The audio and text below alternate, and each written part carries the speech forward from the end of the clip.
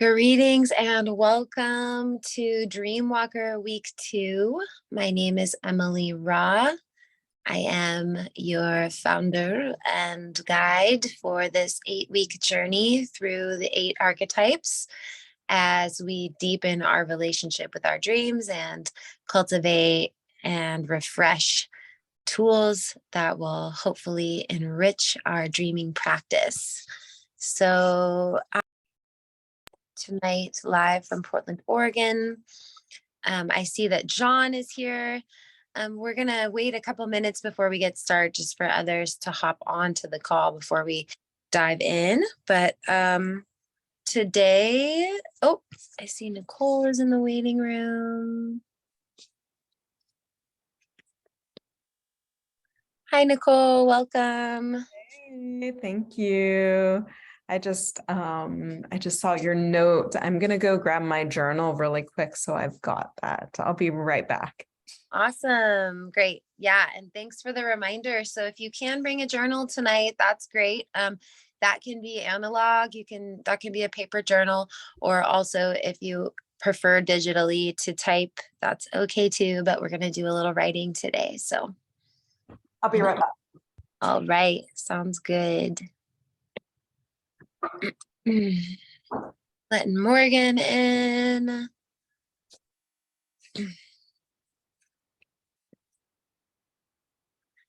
Welcome, Joy. Welcome, Morgan. So while we're just welcoming everyone in tonight, I invite us to ground and center. And again, if you have your dream journal with you, or a journal or a notepad or something to write with, that would be great. And also a talking piece, if there's a talking piece you'd like to work with tonight. Actually, I think I'm going to work with this kept flying off the refrigerator today, but it's like a cool phoenix patch. So I think that's going to be my talking piece tonight, is the phoenix. But if you want to establish that, grab some water. Just going to ground and settle in. And tonight we're going to, just for a little overview, we're going to review last week and have a chance to kind of share any story or any synchronicity we'd like to share about from last week. Helios was here for a moment and then dropped off. I'll just keep an eye on him. Oh, there he is. So we're going to review last week, talk about our synchros a little bit and how that went. And just our meditation with our future self, were we able to practice that again or dive back into what we explored? Did anything new come up? And then tonight we're going to talk about the archetype of the scribe, and we're going to be working a lot with dream recall practices. And I'm going to talk about the 4 R's of dream recall, which is something that helps me in waves where I'm forgetting. And then we're going to do a dream recall meditation. We're going to practice a little bit of dream recall and write down what we remembered. And then we're going to work with what we wrote down. And we're going to step a little bit into dream interpretation, where with what we wrote down, I'll show you, it's kind of has to do with what I call the scribe and the vibe.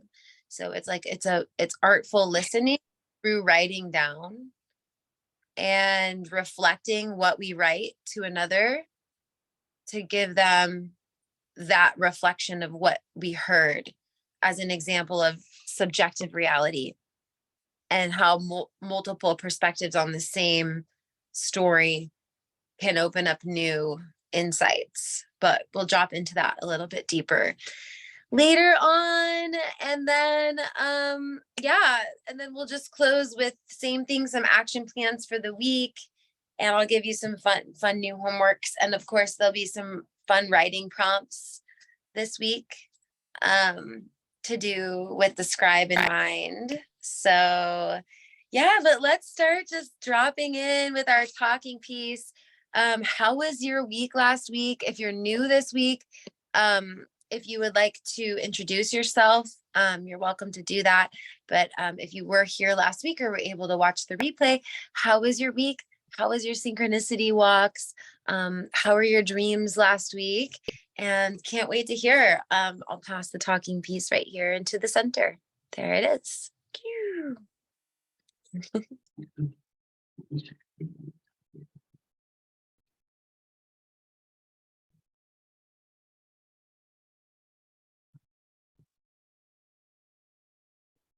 I'll grab that. I totally forgot about the synchronicity walk.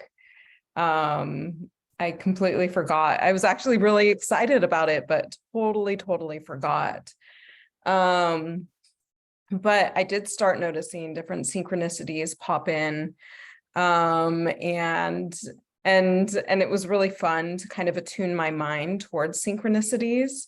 I had a very busy week where I launched an online course, and I launched the second edition of my guidebook, and I launched an insight timer course. Like, it was insane. Like, I was doing a lot, and so I wasn't able to be as present as I would have liked. And so I think I still want to incorporate some of the synchronicity pieces into this week. And I found my dreams were definitely vivid. I had lots of different dreams, like one after another. Yeah, I think that's what I've got to say about this week. Emily, can you also remind me, and maybe us, about what we should be doing on the synchronicity walk? Because I don't fully remember that piece. Swoop.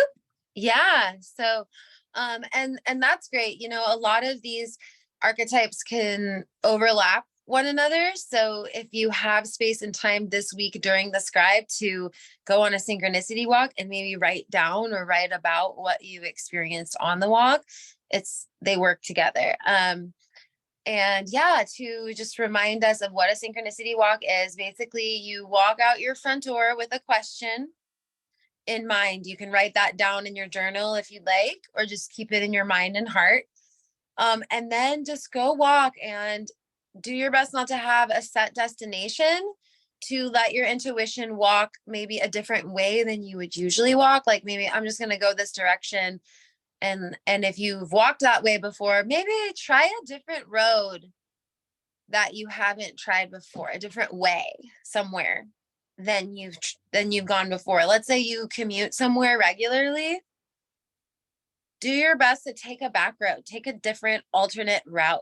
I find when I break up my muscle memory, my monotony this way in waking life, it opens up more of the language of synchronicity to come online, because my awareness is more in tune with the subtleties of that place, because I'm not as unconsciously already assumptive about it, if that makes sense. So this is more about subtleties about the synchronicity walk, but you go on your walk, you want to make sure you give yourself ample time to saunter. And this can be on a hike, or, in the woods. You can also do this in the city. You're going to have different synchronicities depending on where you are, right? Now, I'll go on a synchronicity walk to the bookstore, and I'll go to the bookstore, and it's a wonderful place to ask questions for bibliomancy, or a library, and just go walk and pick a book, pick a phrase. I've walked into a library just to ask advice of the library, which weaves us into the scribe, but where I come in with a question in my heart. What do I need to know about my next home? What do I need to know about my love life? What do I need to know, universe? Give me a message. And then once you receive the messages, like, I shared a video in our Facebook group this week of a synchro walk that I went on this week about my next steps. And I videoed along the way, like, little things like bumper stickers that I saw, things painted on the ground, or incidences that happened on my walk, and collected them into one story so I could look back and say, like, what was the universe trying to tell me? Like a dream, right? Where you get this series of seemingly random symbols that you notice or remember. But if you write it down, if you record it, then you can look back as if it were a dream and interpret it, what personal meaning it has for you. And what I find is, the more I'm on these synchronicity walks, or the more I'm like listening for this language, the more funny, the more the dream maker speaks back to us in waking life. So, and this is a wonderful practice for when you are struggling to remember your dreams, because this waking life is another template reality with Earth, the Earth's dream that we're living with Earth, right? So if when we explore that same symbolic nature here, it helps us, it helps our thinking to become more accustomed to that same interpretation in sleep. Does that make sense? I'll pass a talking phoenix back in the center.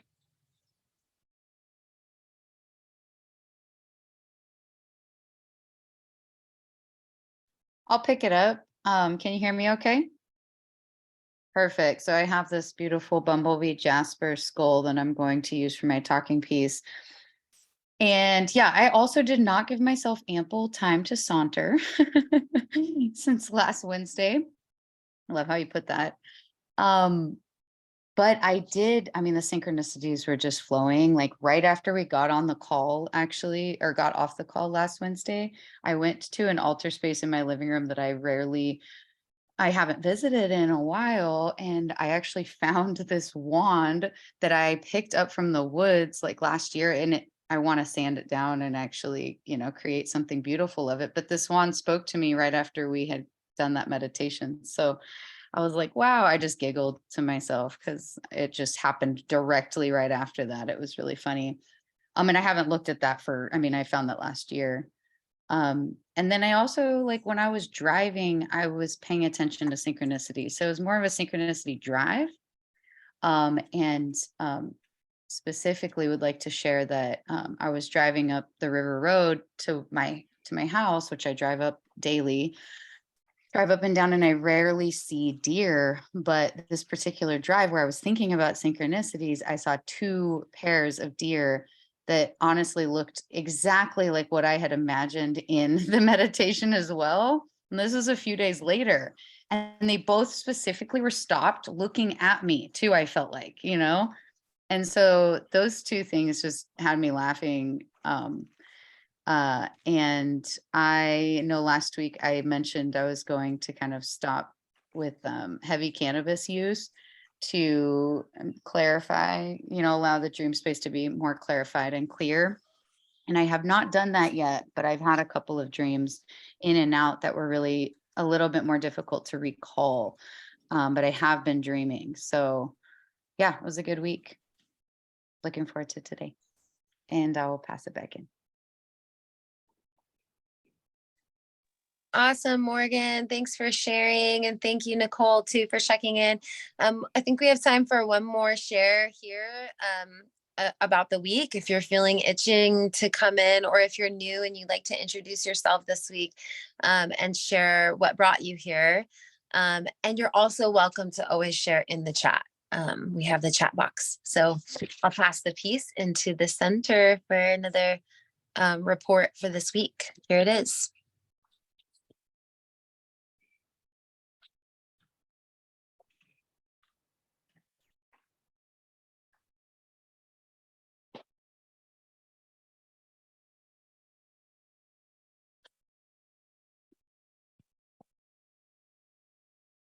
I'll just say aloha, everyone. My name is Krista, and I'm super stoked to be here. And I don't really have much to share right now, except for that I'm really excited to dip in with this masterful woman here, Emily, and see how it can help me improve my dream life. And I'm playing catch up. So that's about it for me. I'm grateful to meet you all, and I'm recalling my dreams from last night. I dreamt about Trevor Hall, the musician. And I just felt like some sort of message about, I don't know, maybe collaborating with him or something. Thank you.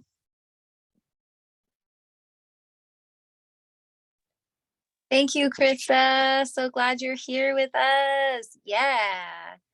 And just to catch you up a little bit on some of the fun we're having, We do bring with us on Wednesdays a little talking piece that we can hold to symbolize like it's our time to talk, or if we want to pick it up, we can hold it up and pick up the talking piece. So next time, if you want to bring one, you're welcome to do that. And also, if you have a journal or something to write down with, and if not today, then in the future, that's really helpful. So when we do our journey work or when we're listening to a dream share, we can write down more about that dream share. So that's some new things. And then you're always welcome to watch the replay on Zoom as well.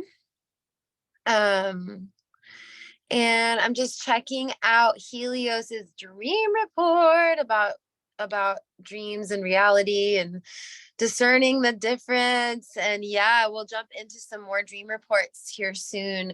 And I'll share a little bit about that. I see John Popejoy is jumping in and out. I know they're beaming in from Hawaii. So peace, aloha to Hawaii.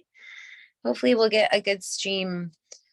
Okay, so I want to talk a little bit about the scribe before we dive back in, and the scribe archetype. I wonder if you want to share in the chat any words that come up for you initially when you hear the word scribe or when you think of a scribe. What are some of their personality characteristics? What comes up for you when you think of the word or the role of a scribe? And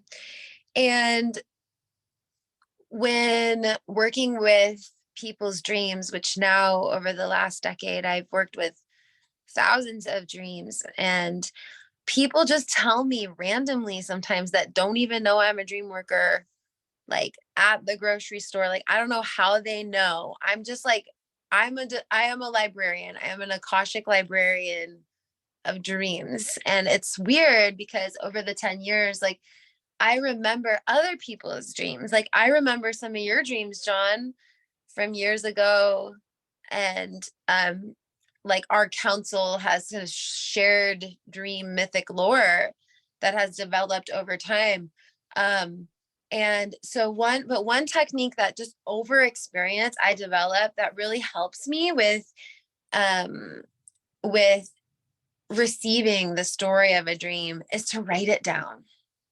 And I do this in my sessions as well when I do readings or dream work with others, is I'll often have my computer or my phone or my journal. And when I'm listening, I'm just writing down, I'm transcribing what that person is sharing with me and what stands out to me. Then I'll also, and how I do it is in capital letters, I'll write what curiosities are emerging for me as I'm listening to a dream story in all capitals, so that when I come to respond, I can be like, okay, here's some points I wanted to touch on about what is invoking my curiosity. And the scribe and the vibe is really this combination of, you don't want to be like looking down and while someone's talking. Like, you want to be tuned in to the energy in your body that you feel when you're reading or listening to a dream story as well, because it's equally as important what's non-lingual or unintelligible, but more somatic about the energy of the dream. So when we're talking about scribe stuff and we get into this wordician stuff this week, which is really about like our documentation of our dreams, our dream recall practice, our listening of dreams, the art of storytelling of the dream, and get into that heady stuff.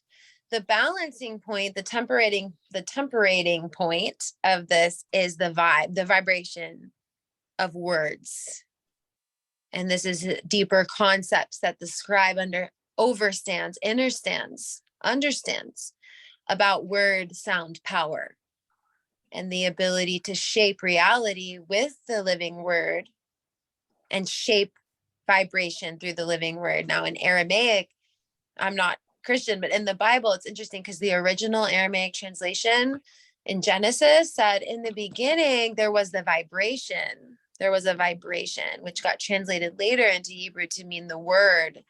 But before the word was the vibration. And what was before the vibration? The breath of life, which is really mother goddess, right? Or the primordial mother energy. But what we're talking about here is that living word, the breath, and that what makes a dream made manifest into this waking reality is through the power of the word and through the power of storytelling. So with all of that said, this is about writing as a form of listening, And this is also about writing as a form of archiving our dream memories and becoming dream storytellers and dream archivalists. So I'm just gonna check the chat here. Scribe. So Morgan, poet, historian, and author. To describe, love that. Ancient, shared stories. To transcribe, the scribe, saturnal, diligence, studiousness, rule following, secretarial, following rules and regulations, keeping records, providing access to records.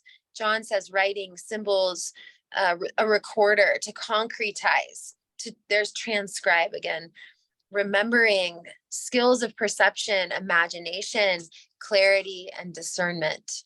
Those are all awesome words to hold as the archetype of the scribe. And in our dream practice, a big part of a dreaming practice is this. It's keeping track. And dreamwalkers that I know keep track. I know John has you have an extensive archive of dreams. Now, what happens when you have these archives, we'll talk about that a little bit in the 4 R's of dream recall, about what to do with all of those. But I wonder, are there any questions or comments about what I just placed in the circle? I'll place this phoenix in the center for any feedback.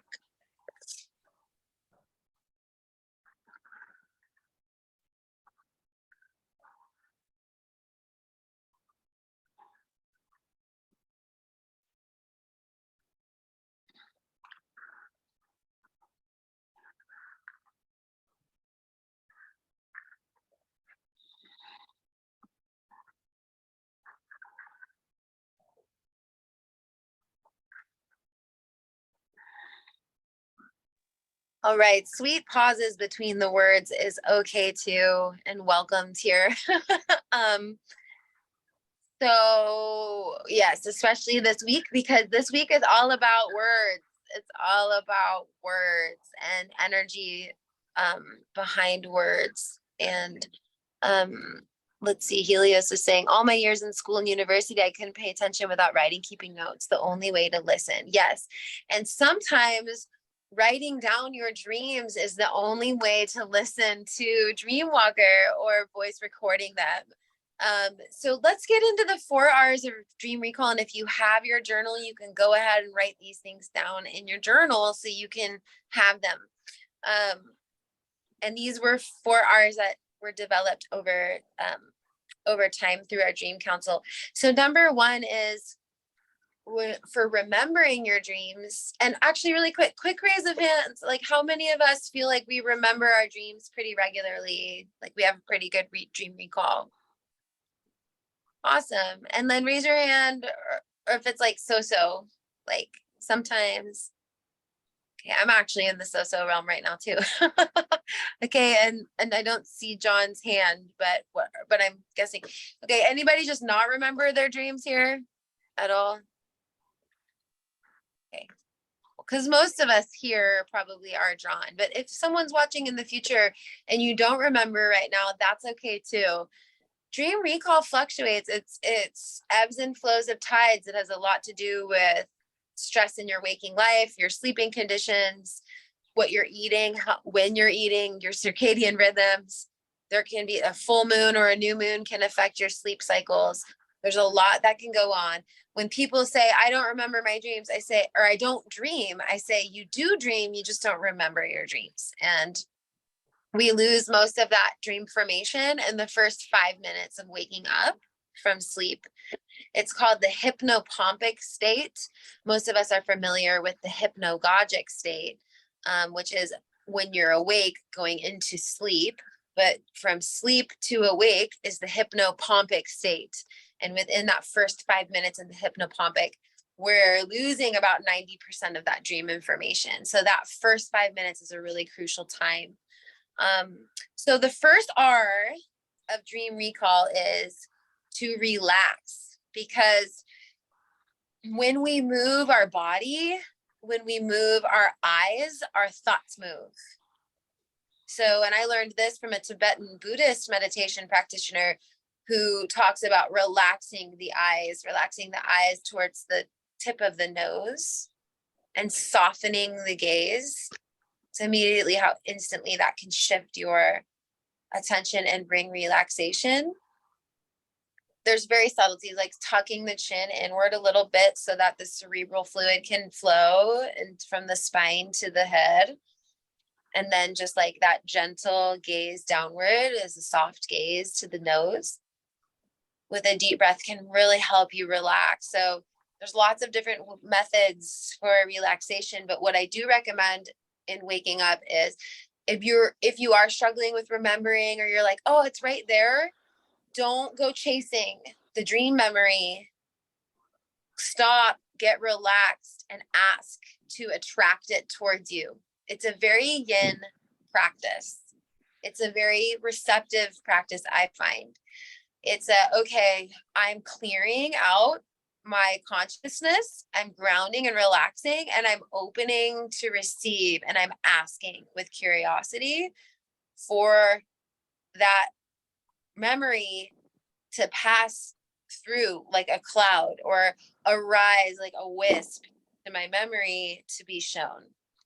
And when I first started my dream recording practice, I was so excited about remembering anything that I'd wake up like, or going, oh no, I forgot it. Oh, I feel shame and frustration that I'm not getting every little detail.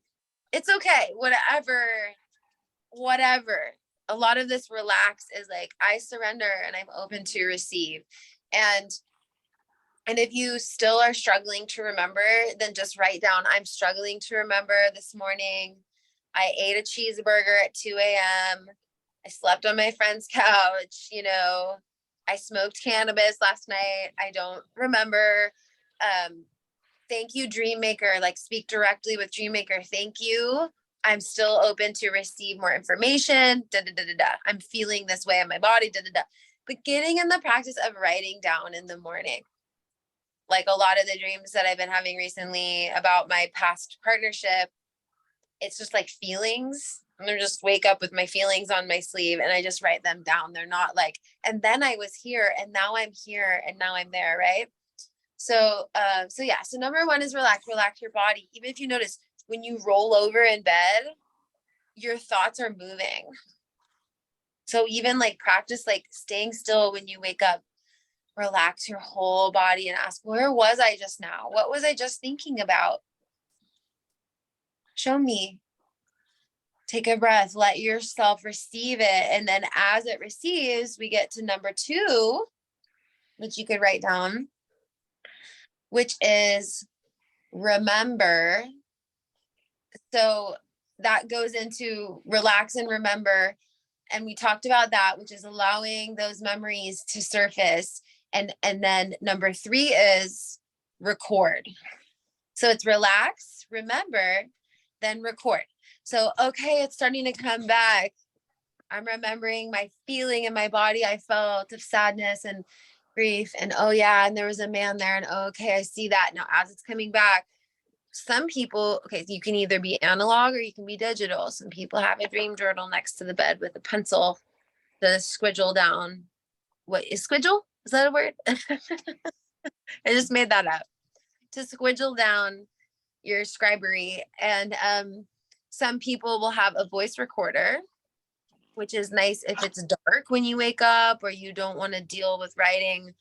I do recommend you turn your phone off, put it on airplane mode, or like remove it from the room. So that can be a little tricky as far as the relaxing aspect. But if you can, like, take it off airplane mode and then record it, that's an awesome way. And my voice recordings are so funny. I don't know about you guys, but they're so funny. Just the tone of voice and like the energy behind them is really funny. And I notice when I yawn, I remember more of my dream. Because I notice that when I'm voice recording, is that if and when I yawn, suddenly like another report will come in. Now, when you're recording your dream, do your best to record it in the present tense. So rather than saying I was on a spaceship and then I went to Jupiter and then I met a blue dog, saying I'm on a spaceship and now I'm on Jupiter and now there's a blue dog, because it instantly is going to help you revisit that dream. And when you tell the story to another person, it's going to have a similar effect, where instead of being like, well, then I was on I had this weird dream last night, I was on Jupiter and then suddenly I was here. You're like, I'm going to tell you this dream. So I'm on Jupiter, right? And there's this blue dog and I'm like, oh my gosh, this blue dog, I feel this way about it, right? So it immediately helps the listener to also step in to that dream. Yes, I'm recording everything. Yes. And half the time I can't remember the dream I recorded. Yes. So there is a difference between handwriting and voice recording, Morgan. And that gets to our fourth R. So our fourth R is a really important one, and it got added on later on because the fourth R is revisit. Revisit your recordings. Because like Krista's saying, sometimes you look back, you don't remember most of what you wrote down like an hour later. Sometimes I won't remember my dream at all. And I look back at my recording from that day. I'm like, oh, good thing I wrote that down. So with whether you do voice or written, a lot of that is your revisitation process. Like, are you going to sit and listen to would you rather listen to yourself, or would you rather read of yourself when you revisit, is a big part of it. And maybe John can write or speak more to this, because I know, John, you have voice recorded and gotten those recordings transcribed, right? Because I know there's software now, like on these Zoom calls, that will automatically transcribe your voice recordings, which is a cool thing that some dream walkers will do, to have both. So that way you can read them or look at them. I type on my phone in my notes. That's how I've been keeping track lately, but I've done every kind of way. Including for a while, my partner was my dream journal. Because in the morning you'd wake up and say, what did you dream? What did you dream? And we would help remember each other's dreams. So when you're doing partner work, dream telepathy, that's another way. I also recommend that when you wake up, tell your cat, tell your house plant, just tell somebody. If you don't write it down, just tell somebody about it, or if they give you permission, or if, mostly the cats and the plants don't mind. Some people have had animals wake them up and kind of shock them out of dreams in the morning, like they're hungry or whatever. If that happens, they're definitely helpful to be designated dream recorders for you, so that when they wake you up first thing, you're going, hey cat, I'm dreaming this right now. Makes sense. So any questions about that? I'll pass the piece in the center, or comments.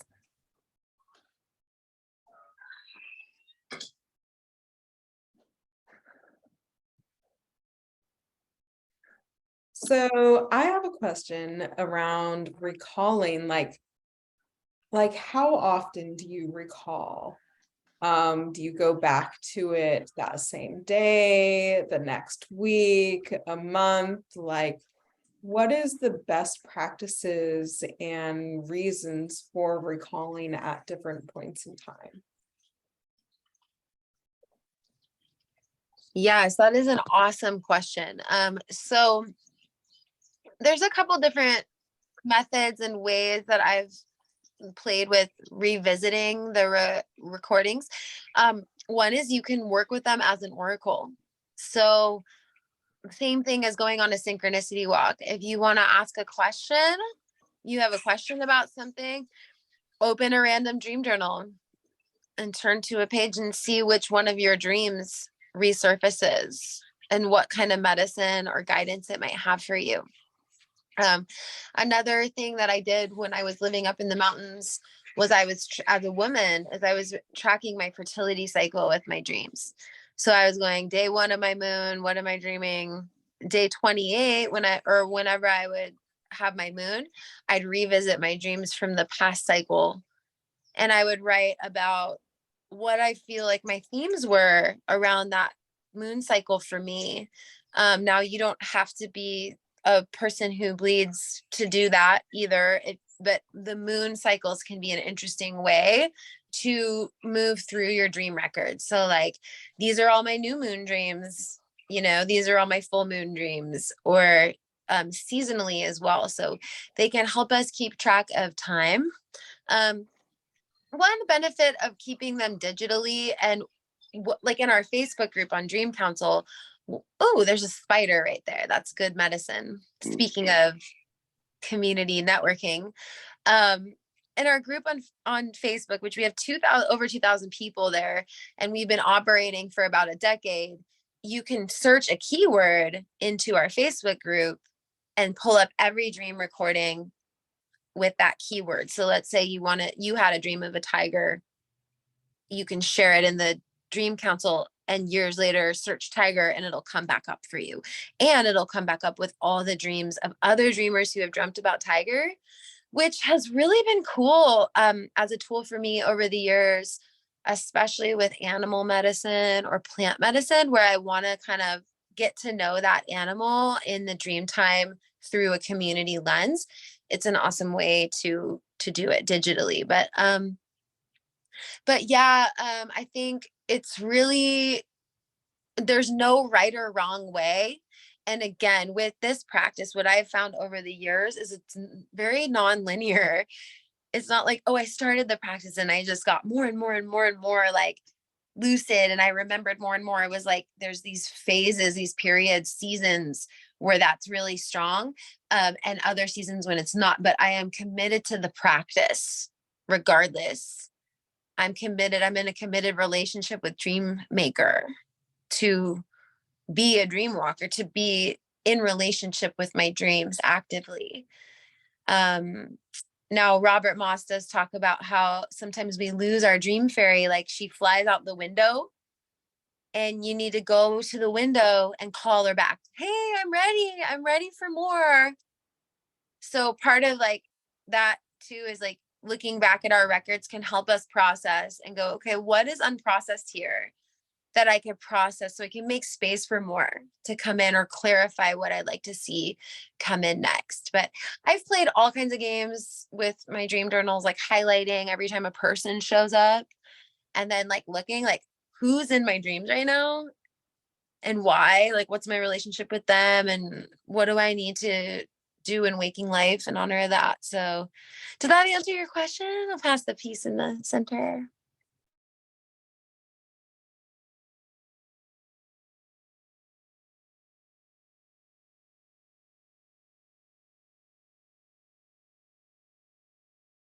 Just real quick follow-up question. I'm really curious to hear about, like, did you find that there were certain themes throughout your cycle?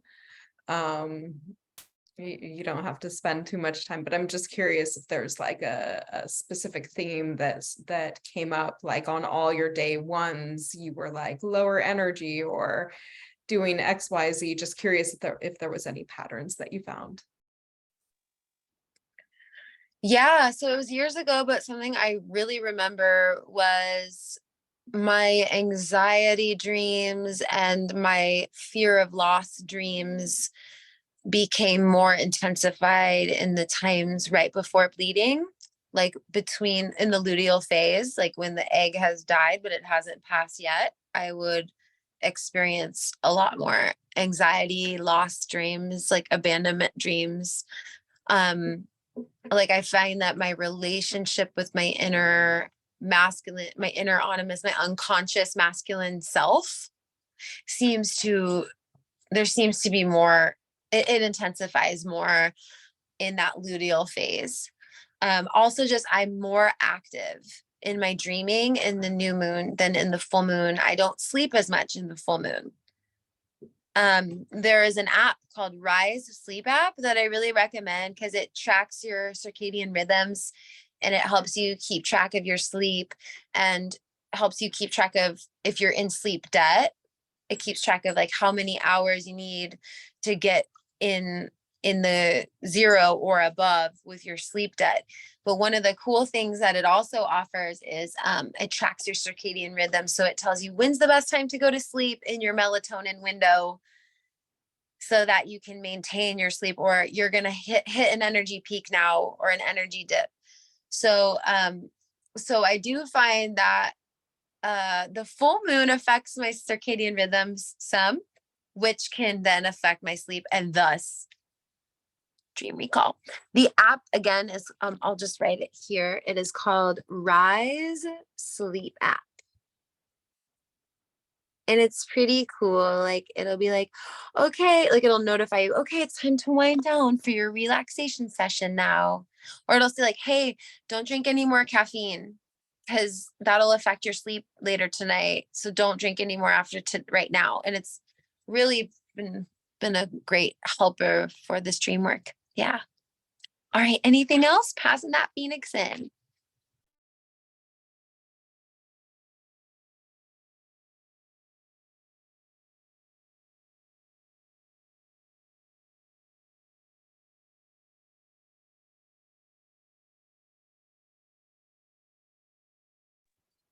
Sweet. Okay. And you're welcome to ask in the chat too. So I want to give us ample time to practice this a short dream recall meditation. So we're going to just practice asking for a dream and just creatively see what comes up. And then I want us to, well, I'll tell you a little bit more about it afterwards, but does that sound good? Sweet. Okay, I'm also going to do this thing where I share my screen and take us into Spotify so we can listen to a little bit of music since my shaker wasn't working last week. That way we'll just have the music and I would like us to, like I said in the 4 R's, I would like us to relax our body, practice aligning our body, inducing, a state of clarity and meditation to open to receive a dream memory. And this can be a dream memory that you had last night. It could be one from your childhood. It could be a big dream that you've had that's one of your big medicine dreams. It could be one you totally forgot about that just pops right back up. You could review multiple dreams during this time where you have a series of dream memories. You might just want to focus on one. You could also bring a dream memory into this practice with you. So if there's one that's already bubbling up, you can feel that you want to process, that's a good time to revisit it and just go ahead and walk back through. And again, even in your own mind, saying, I am here. Now I am doing this. Now I am doing this. Really practice that revisitation of the dream in the moment. Does that sound good? Any questions?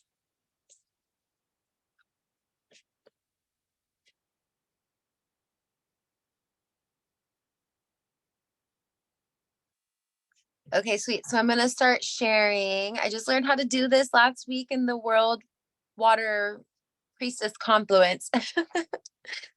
So welcome to my phone.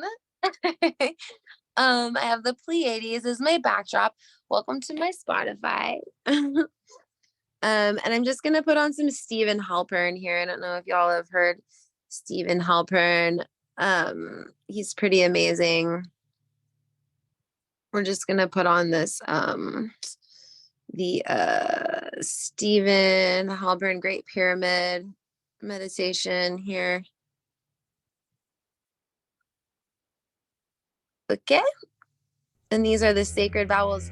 Can someone let me know that you can hear this okay? In the chat, maybe? Yes, you can. Okay, great. So I invite us to just close our eyes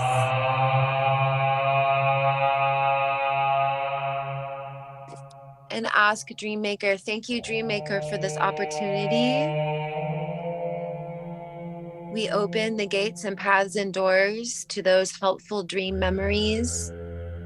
And we close the gates and path and doors to anything unnecessary. Show us, show us, show us a dream.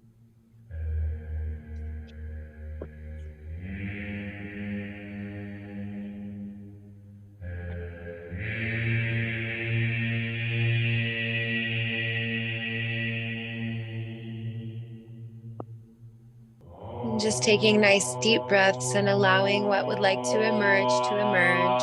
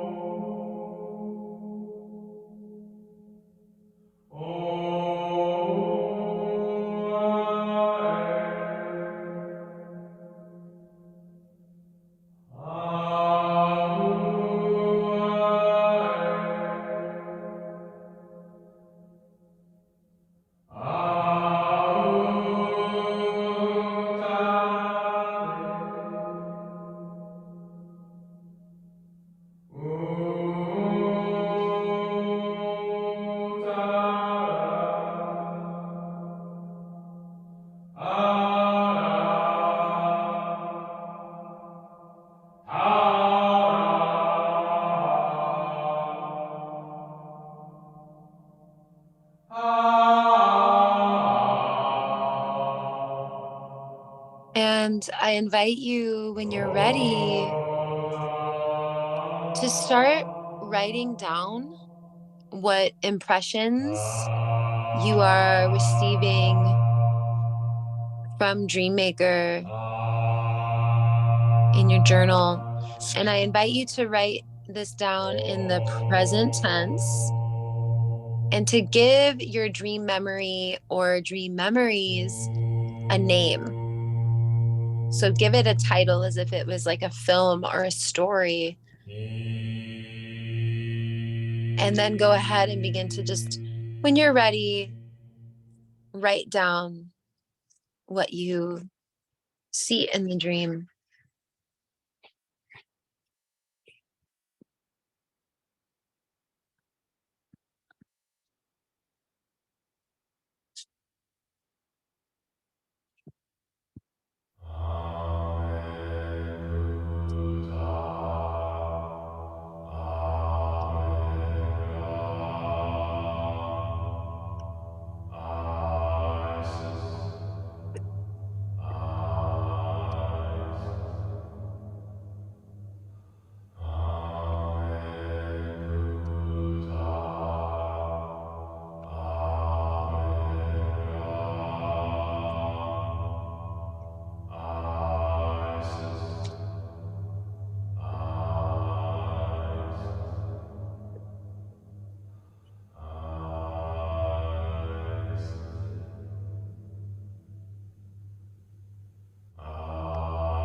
And if you'd like to share in the chat as well, what your dream record is saying, please feel free to do so.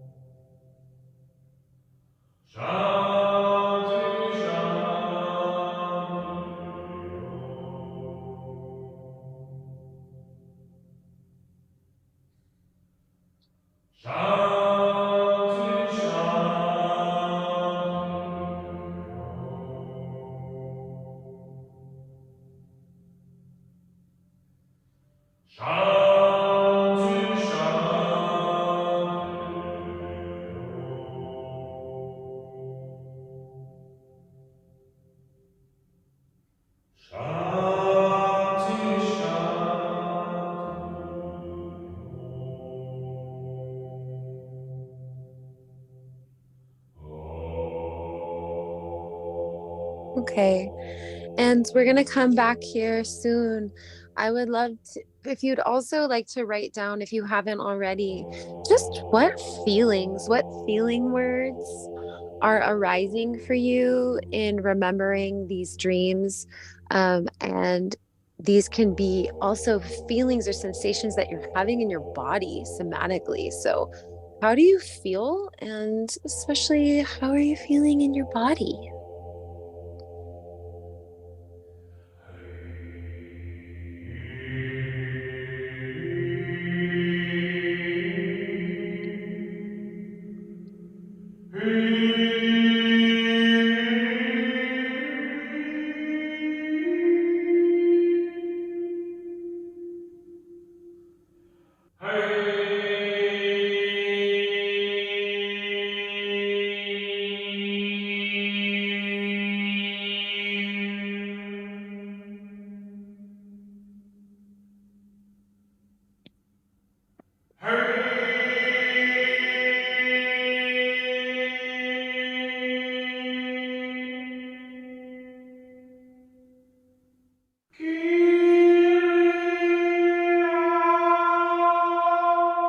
So we're going to go another minute and then we'll come on back. So just go ahead and wrap up anything that feels important to wrap up in this next minute.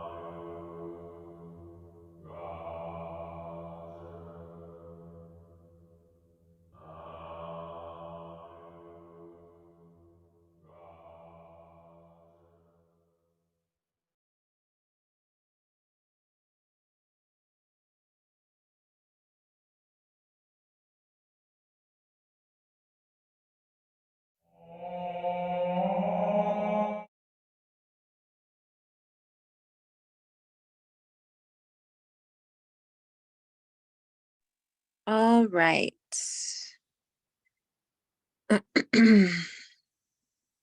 So we can go ahead and just start coming on back. I'm just checking out the chat here.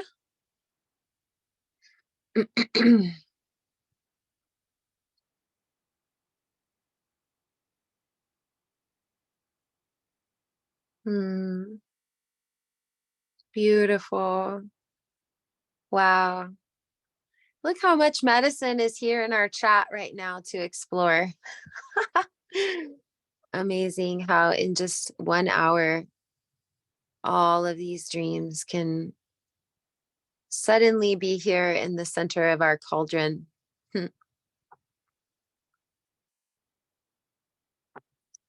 So, what I would love to do is, oh, let's get the video back.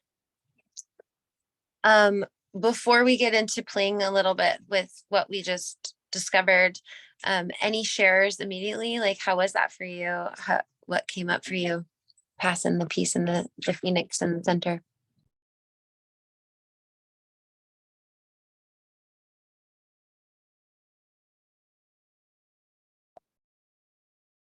Hi, I have my piece with the dragon. Um, I noticed that multiple dreams, it almost felt like they were competing. And that was interesting. So I guess I'd love you to speak on that if there's any relevance there. But that's kind of what my experience was, that it was a very rich practice. I've never done that before. And so I love that practice, because I feel like it brought an opportunity for a dream to speak more than it did even when I first recalled it. And then as I was I didn't put mine in the chat because I spent all the whole time writing it in my journal, but I was able to like connect all these dots and like all of a sudden see this theme, and was like, oh my gosh, I actually dreamed this theme, which was male child, or I dream a lot of tiny men, tiny baby boys, like so often. And like that epiphany occurred just in this practice. So yeah, that's what I have to share. There you go. Thank you, Joy. From dragon to a phoenix. That's a cool combo. Super ancient combo. And my iPad died. I was taking notes on my iPad with my Apple Pencil, being all fancy, and it just died. So I'm back to analog on Post-it notes right now. But you got to do what you got to do. Sometimes you got to write your dream down on a napkin, you know? So, and it's fun. This week's going to be fun with the synchronicities and the scribe with words. It's actually would be a fun week to go on a synchronicity walk, specifically looking for words, or in a bookstore or a library. But I digress. I heard a question around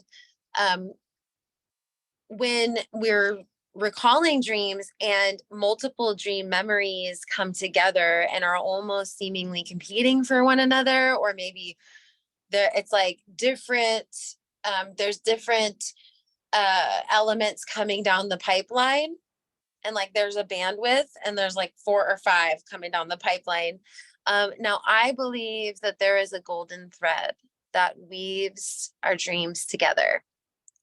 And this is not just collectively in our council work when we're sharing multiple dreams in a council or multiple visions, and we see how there's connections between our collective, but also personally, right? Like when you look back in your dream journal from a whole moon cycle, you're going to see there's a collective theme, like you were saying, tiny baby boys, which there's something I feel in my heart about that makes me giggle in my heart thinking about like tiny baby boys. I don't know the context or relationship for the dream for you, but if it were my dream, that's already coming up in my body. But yeah, so, and you can see in my dream share as well as in the chat that I had multiple dream memories come up from different times, and they can seemingly thread themselves together like patchwork, like a patchwork quilt, where this patch was made at this time and this patch was made at that time, but they come together in the quilt to sort of come around us with their medicine.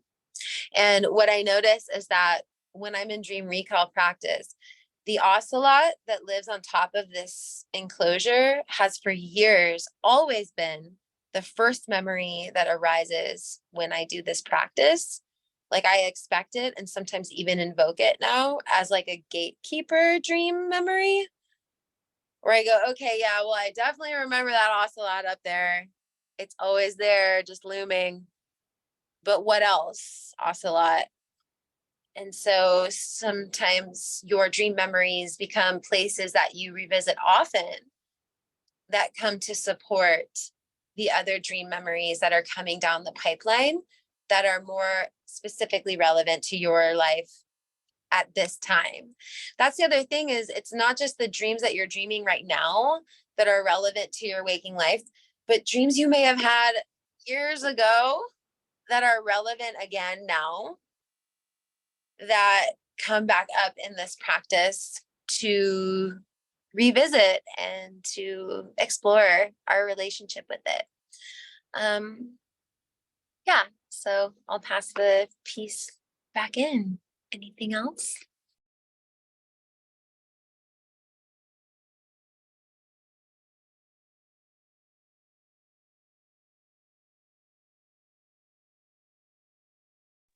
I got a new piece because I'm in a new area.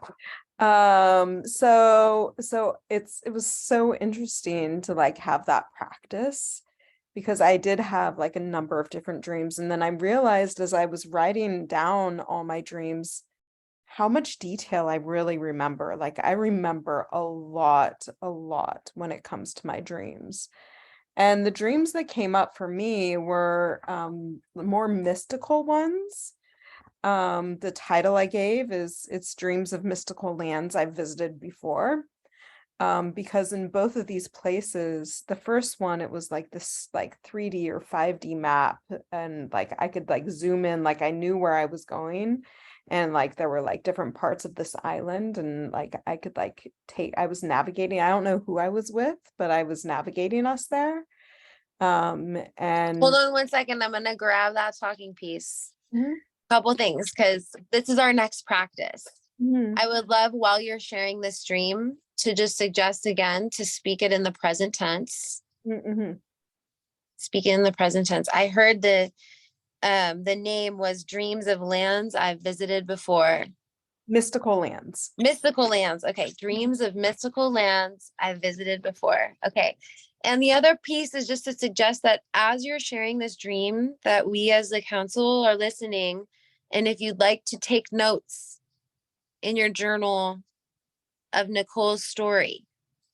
So Nicole, when you're sharing your story with us, if you can share that in your present tense, just do your best to remember. I'm not going to take the talking piece again, but just to now, because this is our next practice for the group, let's take notes. Let's listen with the scribe and the vibe, and let's take notes about what we hear about the stream. Does that sound good? If you'd like. Okay. All right. I'm passing it back in. Here it is. Got it. All right. So I wrote it down in I, and so I'll read it here. I see a 3D or 5D map of an island. I can zoom into the area I'm visiting. It's in the upper left corner of the island. It's more deserted. There's not a lot of tourists that go into that area, but it's one of the more beautiful parts of the island, where there's bright blue waters, and whoever I'm with can go swimming. And I've been here before, so I can show people around. So there's kind of like a nice piece for me where I kind of know the area. Like I haven't been there a lot of times, but I have been there. It's kind of like visiting an old friend that you hadn't seen in a long time.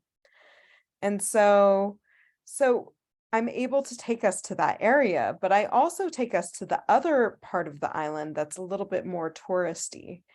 And in the touristy area, we stop along the road at this cute little kind of cafe fruit stand where we all are enjoying being there, and kind of like there's this feeling of like being a part of like the locals and like really getting to know the culture in the sense that it's a very localized cafe. And the feelings are familiar and awe. And it felt really good to have been there and to kind of know, and it felt nice that I could go back and revisit and revisit a familiar place that I had been wanting to go and revisit, and that I had the opportunity not to just to revisit it for myself, but to be able to share it with the people that I'm with.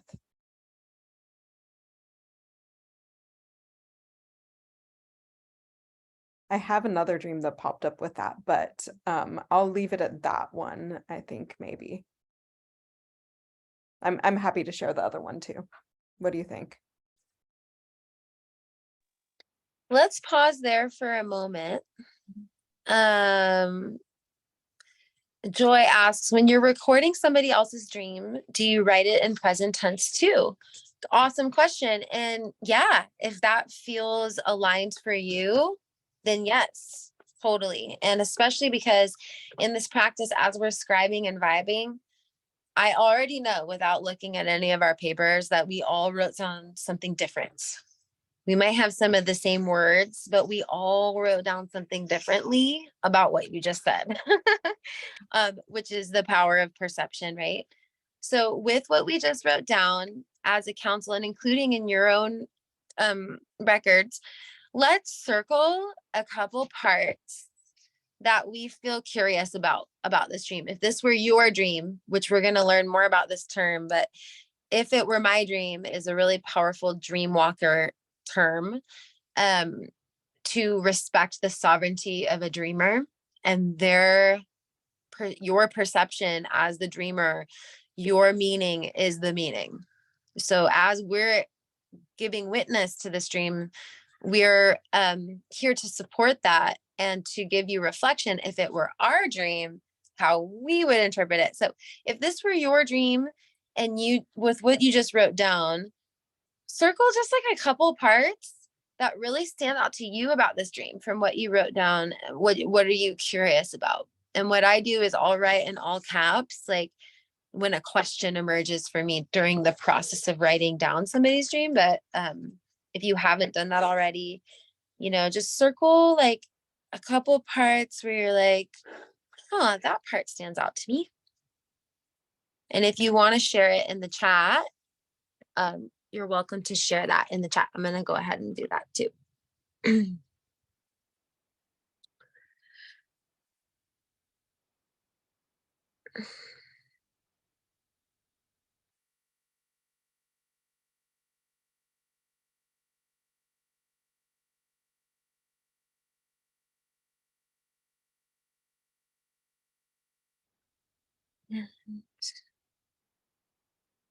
This is so fun.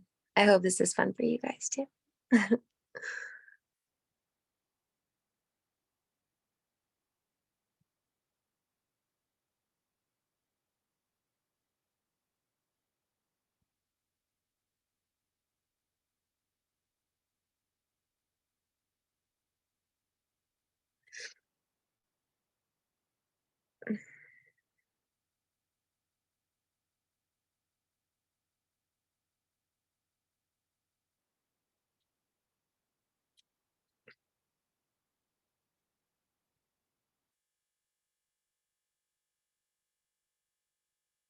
Okay.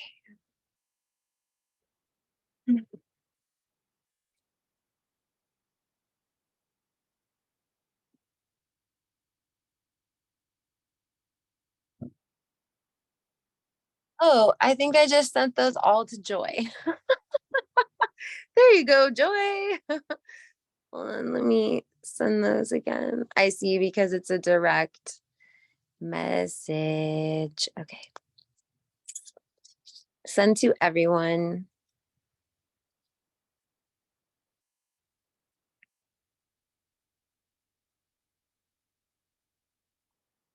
And Morgan, yes, you can write the words that you circled in the chat or any questions or curiosities that emerge for you. It looks like you shared the words, so that's awesome. Okay. Boop.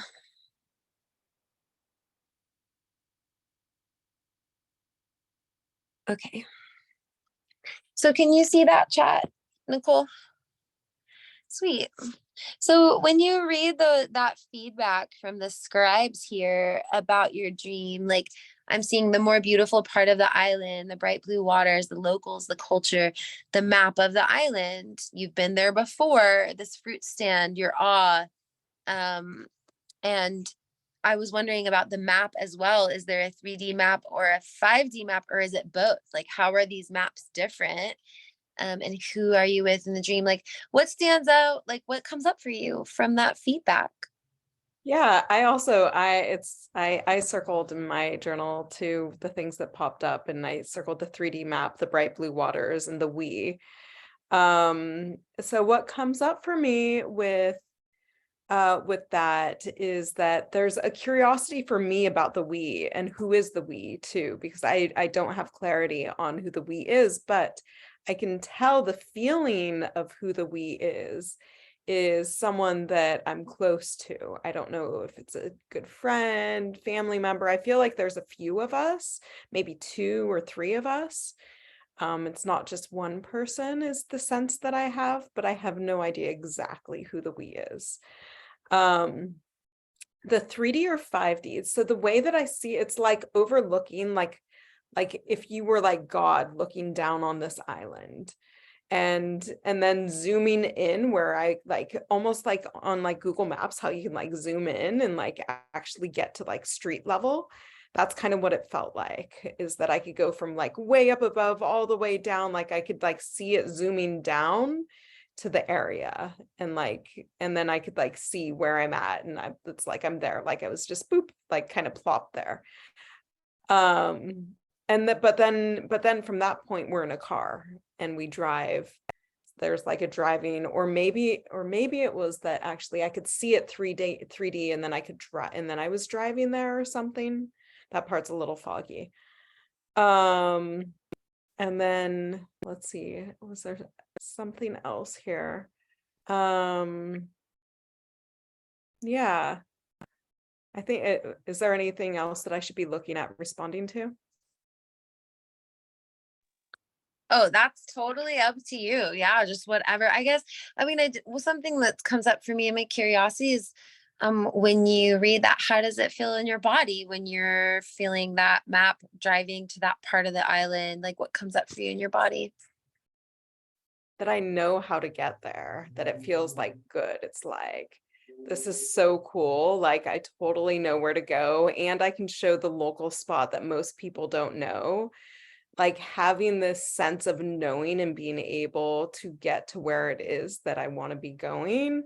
And not just that, but being able to share it with people that I care about.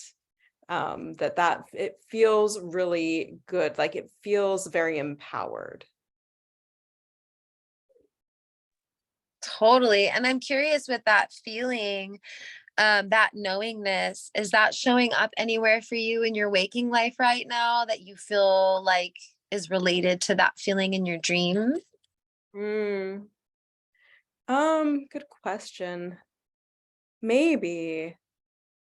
Gosh, I feel like it's that I've been in like crazy creator mode. And I think in that it's like I know that I have expertise in these areas and I can lead people there, but I think that there's also that like perfectionist, is this good enough? Like, am I doing this in the right way? So it's kind of like a little bit of both, actually. And maybe the dream is an indicator that yes, I can lead people in that way and I can be confident.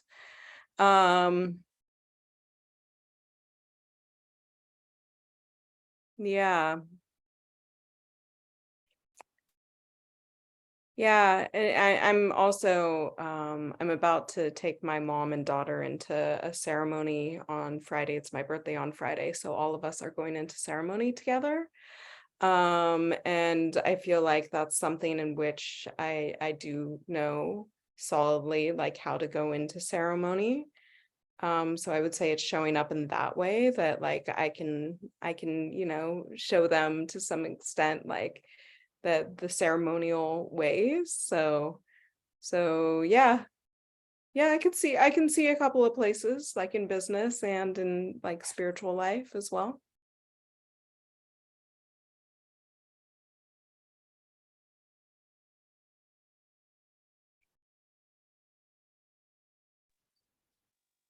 Amazing. And that medicine of knowingness feels like such great medicine if this were my dream. And it's very synchronistically relevant in my own life. I wonder for others in the council whether you also sense that this medicine of knowingness and knowing how to get to the place. And also for me, what's coming up if it were my dream is like the ability to shift my perspective from the big picture into the direct action, um, and trusting oneself to know how to get to that feeling of peace.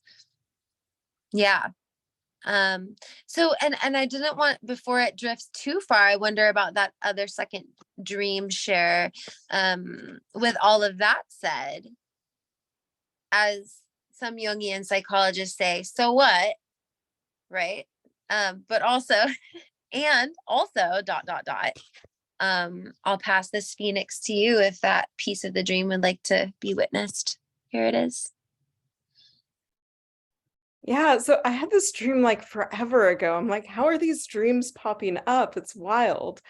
I had this dream. Again, I'm driving down a road, and it's funny because I think part of the time I was driving, but now that I'm recalling, I'm also walking. So I think it might be that I drove and then I started walking. So I'm walking. So I'm driving and then I walk. Does the stream, I actually gave the title it's the same title for both, because I was looking at the pattern. So say the title again is Dreams of Mystical Lands I've Visited Before. So here I am driving and now I'm walking. And as I'm walking down this road, I look over to my right-hand side and I see this mystical creature. And this mystical creature, it's either a unicorn or it's like a unicorn or a what's the name of the sea ones with the narwhal? Yeah. Something like that. And it's on my right hand side and I'm like, whoa, that's so cool. But there is a fence that is in between the road and the field, and I think it's just there to protect it from like running on to the road and just like, just having caution. But this mystical creature has a whole open field in which it can go down. And I don't recall, the stream was so long ago, but I think I recall laughter, like being like, this is so silly, like what is this? But also that same feeling of awe and mystical and like, wow, and like I've been here before, I've seen this before. It wasn't like, it was new, but it also kind of wasn't in a way. And yeah, that's that dream. Awesome. And how did you feel when you woke up from this narwhal dream? Yeah, I think I was entertained, and it was like I said, it was such a long time ago, like I maybe like 6 months ago, even, like, or a year, I don't know, it's been a long time. 6 months ago, I'd say, something like that. There's something about it that around my daughter and wanting to share it with my daughter, to be like, hey, Naya, like I saw this cool like creature and it was hilarious and amazing and wonderful. But I'm tying it right now. I'm tying it to my dream last night that is similar in nature, where I was on a road and there was a tree that had all these mystical creatures in it. I think that the two of them are related in some way.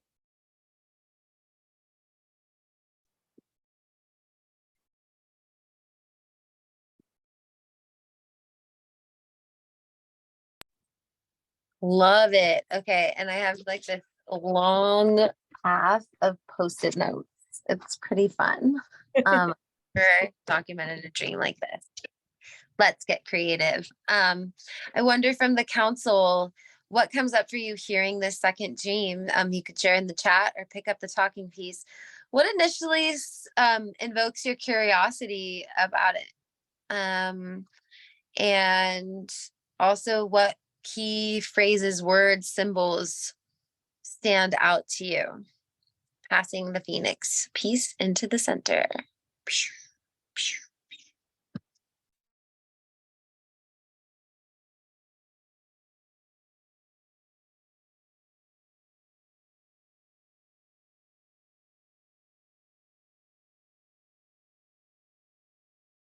So I'll pick it up. I missed like the first part of that, but I mean, obviously narwhal stood out like as a fantastical creature, or seeing something that you don't really know exactly what it is, but getting a sense of it. That's just such a dream thing to me. It's like, you know that it was this fantastical creature. You don't really know what it was, but you have this feeling like it was kind of a mysterious, but it gave you this type of awe.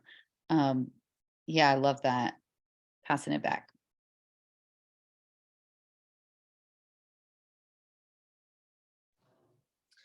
Hey, this is John. I'll pick up the piece just for a moment. Yeah, what stands out to me in both of them is the sense of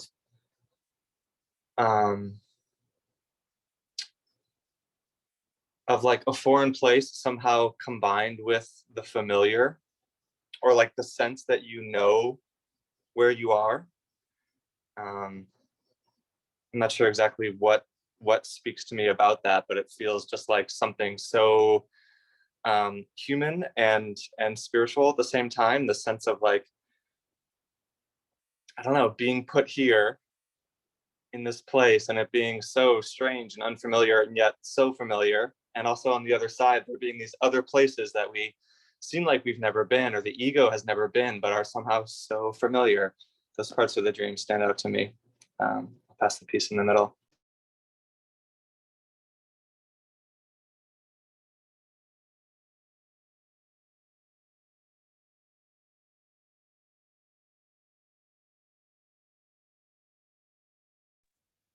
I'll pick it up. I'm looking back at these scrolls and I do notice there's a golden thread here between the two dreams with where you're maybe not directly, but I heard you say as the dreamer, if it were my dream, my mom and my daughter are coming up with this. And if it were my dream, the we-ness that I was looking at earlier, like who I'm with, but it feels familiar, it feels like somebody who's close. If it were my dream, I might feel into that being my mom and my daughter, or there's energies that are connected. There's a thread that's connected around this, and especially with the threads with if it were my dream, my daughter in this mystical creature dream, and recently having another mystical creature dream on the precipice of stepping into ceremony. I feel like if it were my dream, when I'm circling these words of like knowingness, trusting myself within the we as we work through these like mystical spaces, and being entertained by that with laughter and joy, but also like in my dream protecting that innocent mystical creature from like running off, or like there's a energy I feel where I'm leading the way and directing the way to that beautiful place for the people that I'm with. So that comes up too. I wonder how that all lands for you to hear. Passing the piece. Yeah, I want to say here, grabbed it, got it. Yeah, so I really like, John, what you were saying about the familiar, but also foreign, because that very much felt that way. Like it reminds me like almost of like lands, places I visited. So like I went to Tibet when I was 17, and I would imagine that going back to Tibet now would feel the same way that those dreams feel. And which it's like it's foreign because you know, I hadn't been there in forever, and I'm sure it's changed a lot, but I have also been there, kind of a feeling. And also on a spiritual level as well. Like there's definitely, both of these dreams definitely have a very strong spiritual feel to them. I think that when I was looking at the mystical creature, it was just my daughter. I don't think my mom was there. And then the we in the other dream, it's not fully clear. It kind of feels more like friends, but I'm not totally sure. I don't know. But it could also be family. That's very possible. That's more faint. It's more like I just know that there's people that I really enjoy being around and that I'm excited to share this place with. And yeah, with what Morgan was saying too, the mystical creature piece was, you know, the feeling of what it is and how dreams can kind of morph, and you kind of know what it is, but you're not totally sure, because I'm not totally sure exactly what it was, but the sense is there of that similar kind of mystical creature. And I think that attached to that was like, oh yeah, like I've been telling everybody you've existed and nobody believes me. And here you are. See, like finally, like, oh, there you are. And it's curious about me too. In the dream, we're both like kind of checking in. If I remember correctly, I think it like extends its horn out to me too. And it's totally free. It can go wherever it wants. Like it feels like it's there grazing, but it's wanting to just like, you know, hang out and stop by and connect in its own way. So that's the sense of how it all feels, but it felt very enlivening in a lot of ways. It felt very enlivening and grounding.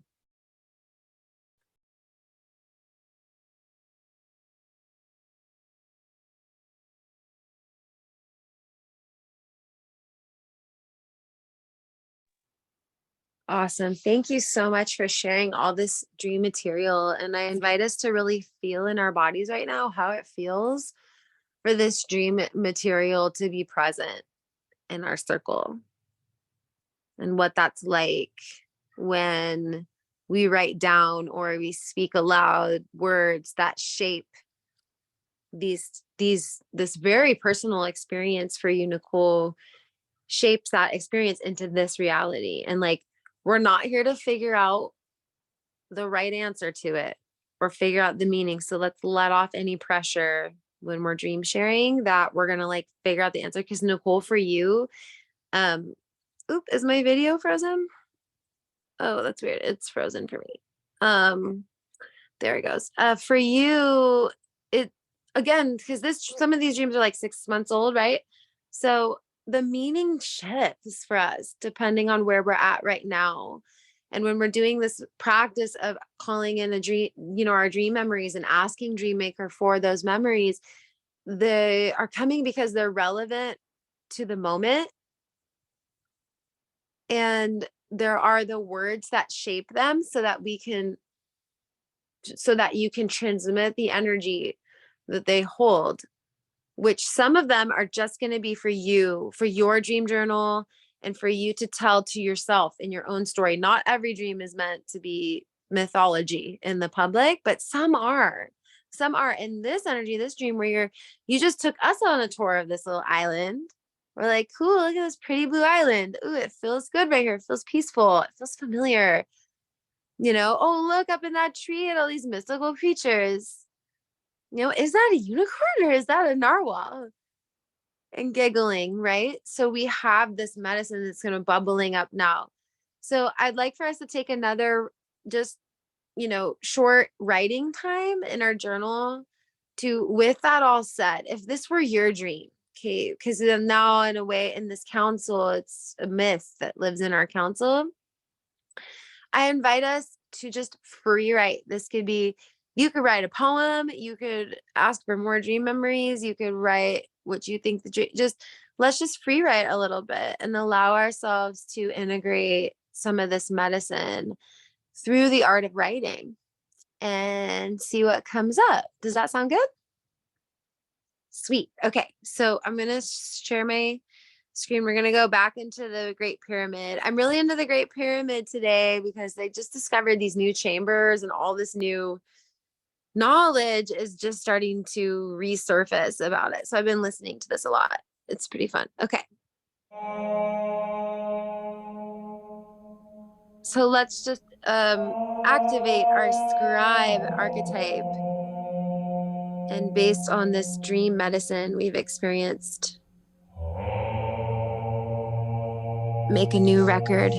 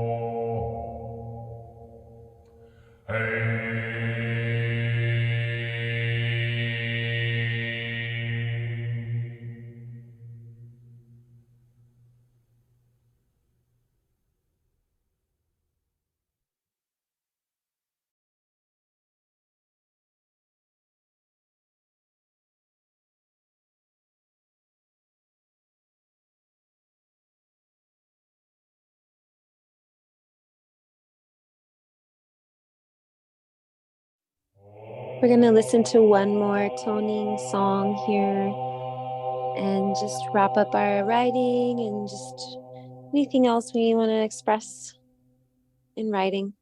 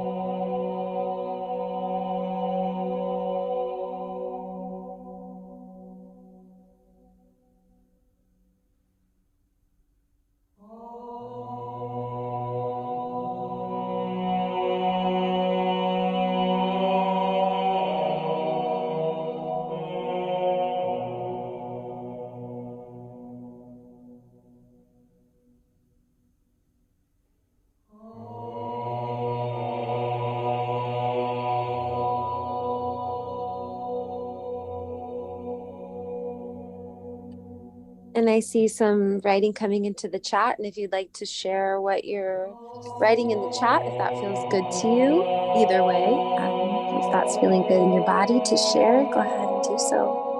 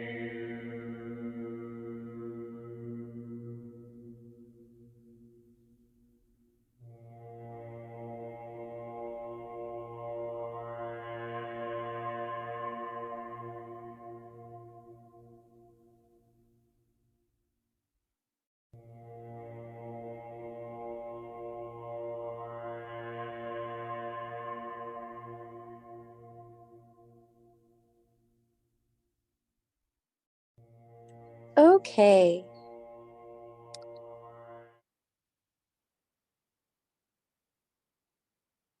Boop. Seeing some writing still coming in.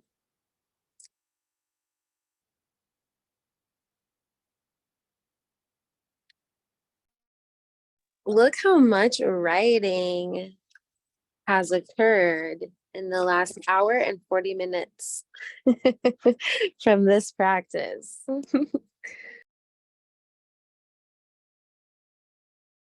And by the way, we have transcripts of this call, and the chat is transcripts is also available after the call. So if you want to revisit this, it's available in the course, which is awesome.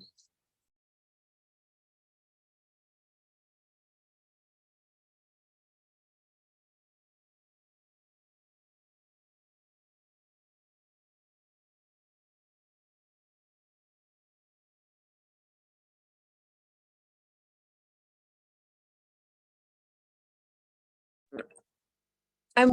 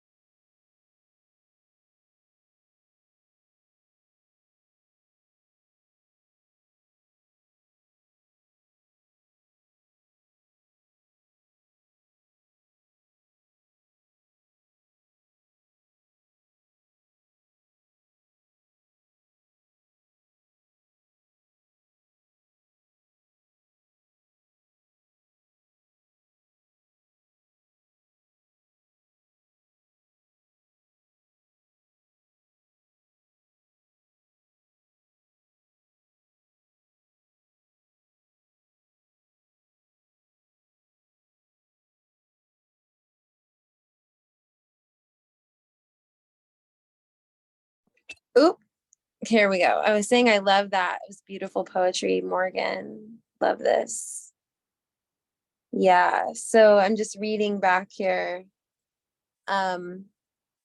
Now, what I'm feeling a hint coming in of is a future archetype we're going to be exploring in week 6, who is the Weaver. And we're not going to get into them too much tonight, but the Weaver definitely creates poetry from dream material, and creates art, and is inspired by the muse of the dream for creativity. So I'm definitely feeling my own Weaver coming online as I read this chat. What golden threads come up for you when you read this? What medicine? What, if we're talking about the scribe and the vibe, what's the vibe that we're cultivating tonight in this council? Any feelings in your body coming up, or thoughts or feelings? Passing the, where is that Phoenix? Passing it in.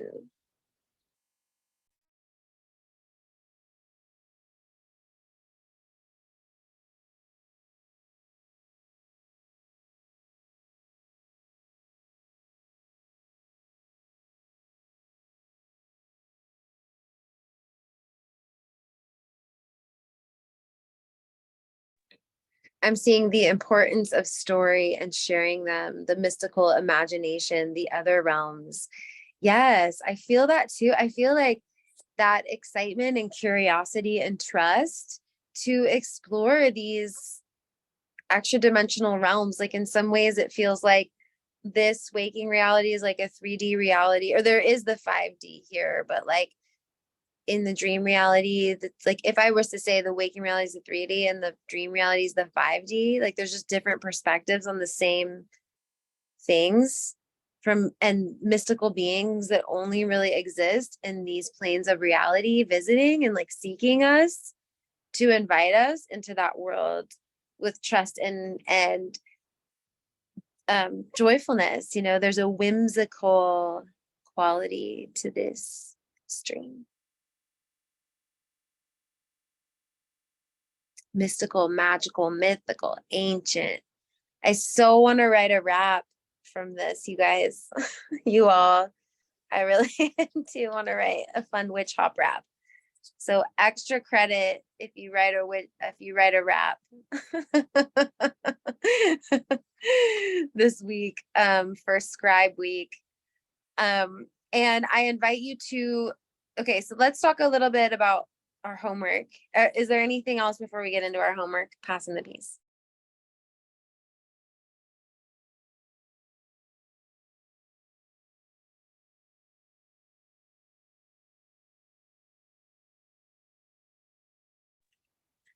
Okay, so and of course you can email me throughout the week if you have any questions or you have a dream report. Like I am here for it. So let me know. And so and these are missions if you choose to accept them. If you're new this week again, or you're watching this in the future and you're like, oh man, I didn't catch up with last week, and like we're not in, like there's no grades here, like there's no pass or fail, and this is non-linear work. So if you don't get to your, like if you didn't get on your synchro walk last week, you're totally welcome to do that this week if you'd like, or next week too.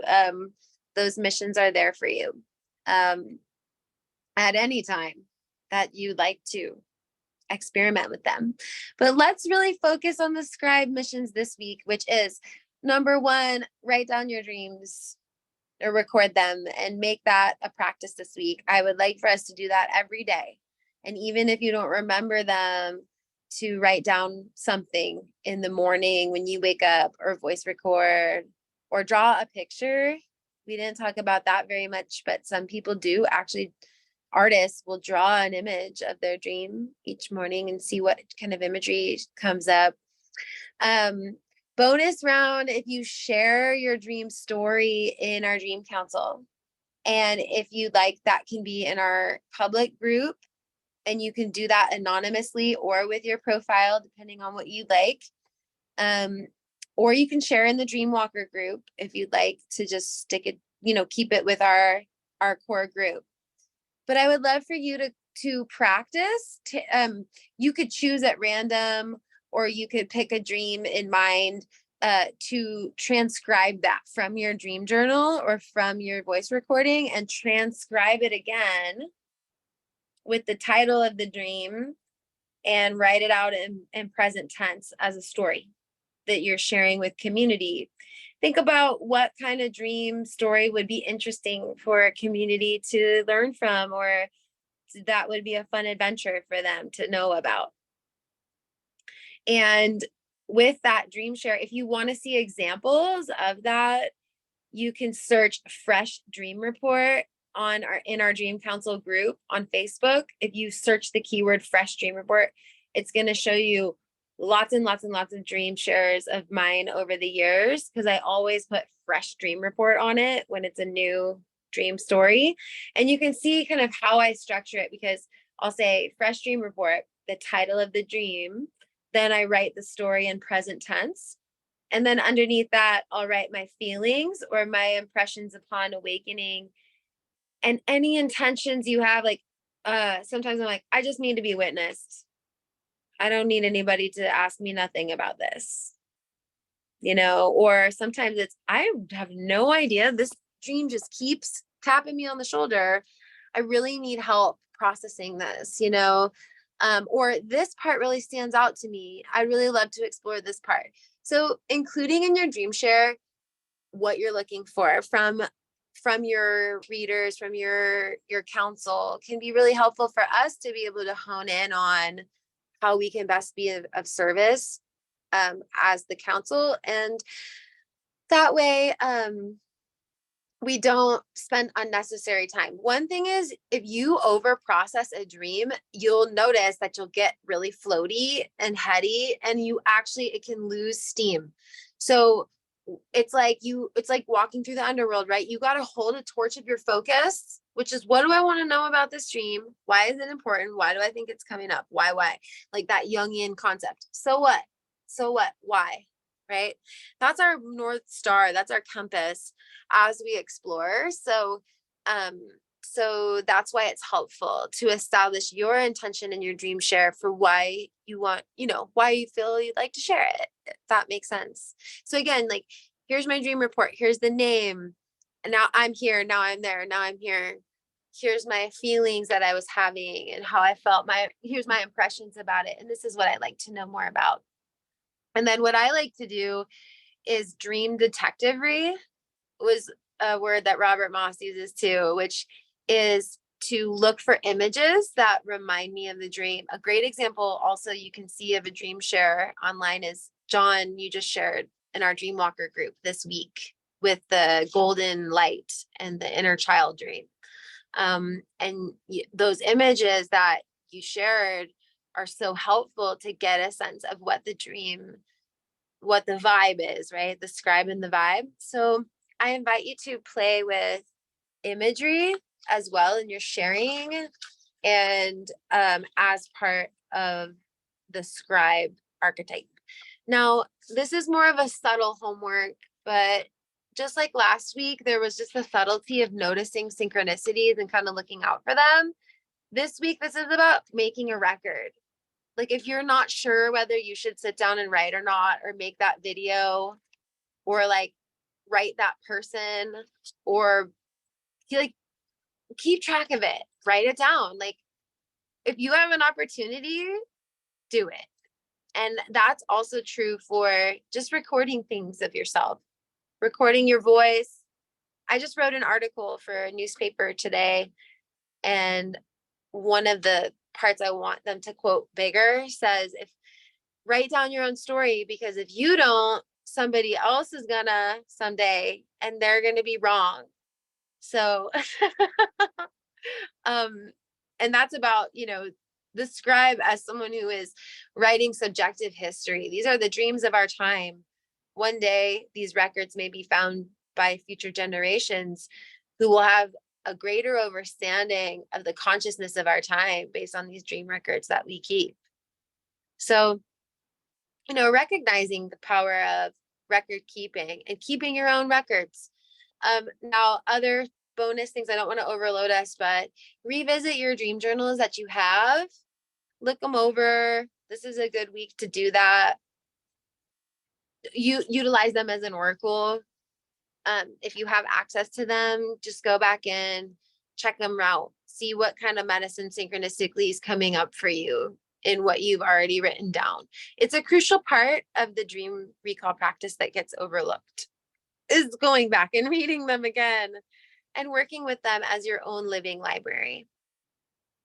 Does that make sense? Or do we have any questions? And I'll send you all an email with those things written down so you don't have to consciously keep it all. But any questions? Here's the Phoenix or comments.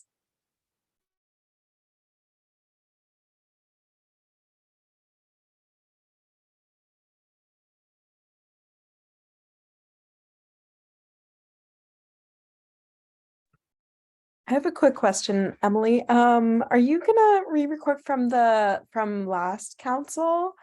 The visualization that you took us through.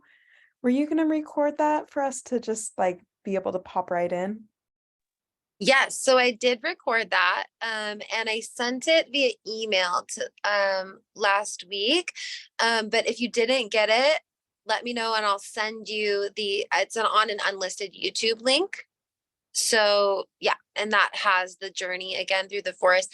We're also going to be journeying again more deeply in the next couple weeks. Oh, well, in the tracker week 4, we're going to do the full journey, that same journey, but the full one.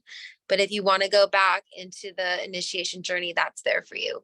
We had some technical difficulties on the website this morning.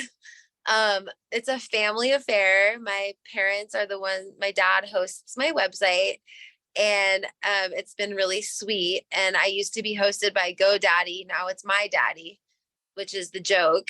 But we went on today because some of the writing prompts and stuff on the website wasn't showing up. So I think we got that bug fixed. But right now I'm sending you all a group email. So if you didn't get that email, you have a different email you're checking, let me know, make sure you're on that email thread, because I'm sending those out like the day of our Dreamwalker to remind you about call with the Zoom link. And then also the next day, I'll send you an email that's got, our missions and everything. But you can always check on emilyraw.com too and see what's up, and that should be there. So we have a lot of we have our Facebook groups, which we have our private and public. And then there's emilyraw.com portal, which is where we're collecting the recordings of the Zoom calls and everything, and your writing prompts and missions. And I'll add some video supplementals here and there. And then our Facebook groups. Yeah. Oh, wait, I said that already, right? And our email list was the other one, our email list. So, and I'll be sending you emails there. Yep.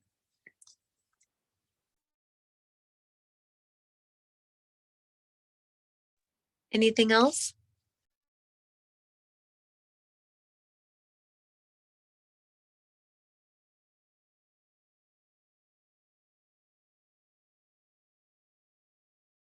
Sending love to Helios, who's in the hypnagogic state, holding it down for the liminal realms here. I love that about this course. And let us know anytime, Helios, what visions you perceive in the hypnagogic. We'll get more into that in the Jedi week 2. Our Jedi Helios over here is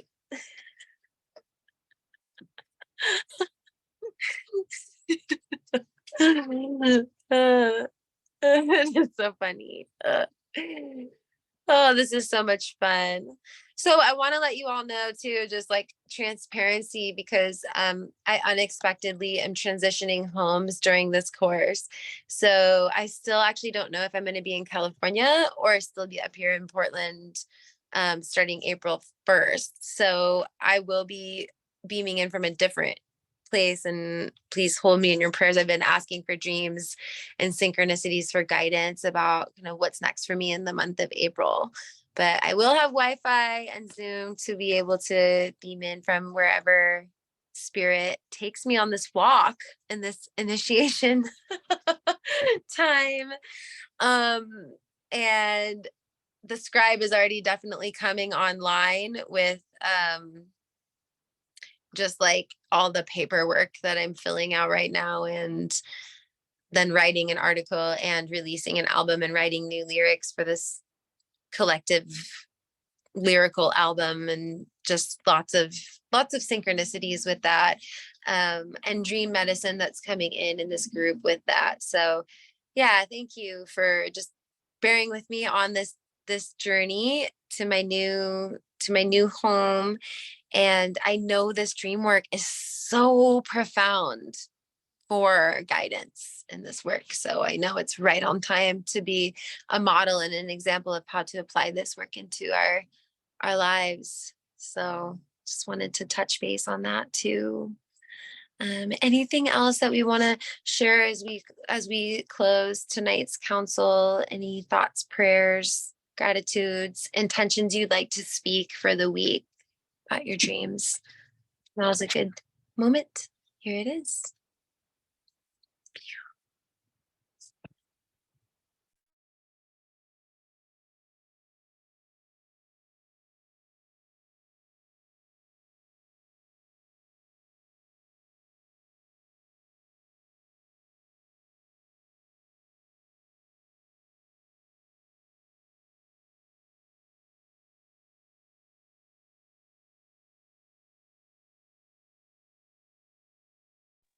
Yes, sweet gratitudes and thank yous. And in council's past, we've closed with prayer. And I love George Bertelstein. He's an author. I really recommend you check him out. And he's really helped teach me how to pray reteach me how to pray with the Chinupa peace pipe, the tobacco pipe. And because tobacco is an original plant for direct connection with creator, a direct communication with creator to many traditions here in this land and all over the world. But anyway, George Bertelsen teaches to pray is to say thank you, to feel what we're grateful for, and then to ask for help with what we need help with. And I love this practice before sleep or in the morning with Dreammaker. Thank you, Dreammaker. Thank you for this opportunity to dream, to work in these parallel realities, to meet with these mystical beings. Thank you for the opportunity to bridge this medicine into waking life.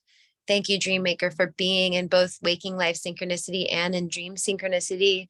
And please just help us to remember what's relevant. Help us to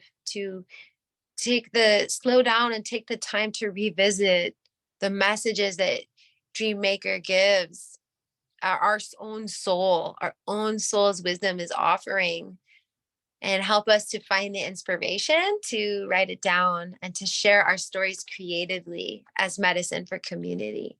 This and everything else in our heart that is beyond articulation or fancy, elaborate language, just that genuine, heartfelt appreciation and genuine, heartfelt surrender and call for the assistance to come into the most alignment, the most alignment possible with our dreams and with life. So with that, thank you all so much. May you dream well and remember them. May this meet you in peace and at the right time. And until we meet again, there it is. Blessed be.